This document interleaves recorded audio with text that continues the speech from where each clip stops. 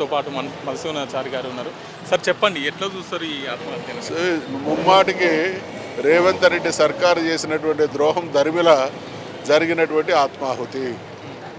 బీసీల విషయంలో రేవంత్ రెడ్డి ప్రభుత్వం, కాంగ్రెస్ ప్రభుత్వం, అదే విషయంగా భారతీయ జనతా పార్టీ కూడా, రెండు పార్టీ కూడా వ్యతిరేక వైఖరిని కొనసాగిస్తూ ఉన్నాయి. ఒక కాజు కోసం ఆత్మాహుతి ప్రయత్నం చేస్తే ఆయన కాపాడాల్సినటువంటి బాధ్యత ప్రభుత్వం మీద ఉన్నది. స్పందించాల్సిన బాధ్యత ప్రభుత్వం మీద ఉంది. ఎందుకు చేసుకున్నారు ఇప్పటి వరకు తెలుసుకునే ప్రయత్నం చేసిన పాపాన పోలేదు.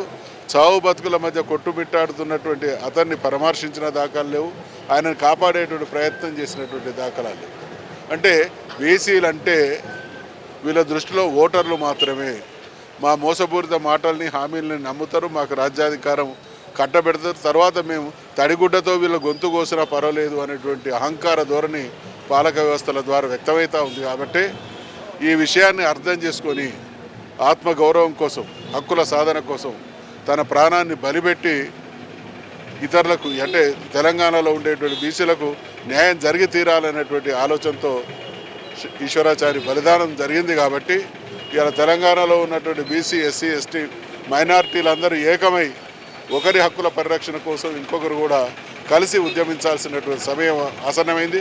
ఎవరైతే మన వ్యక్తుల మృతికి కారకులవుతున్నారో వాళ్లకు రాజకీయంగా మరణ శాసనం రాయాల్సినటువంటి సందర్భం ఇదే అనేటువంటి విషయాన్ని తెలియజేస్తాను.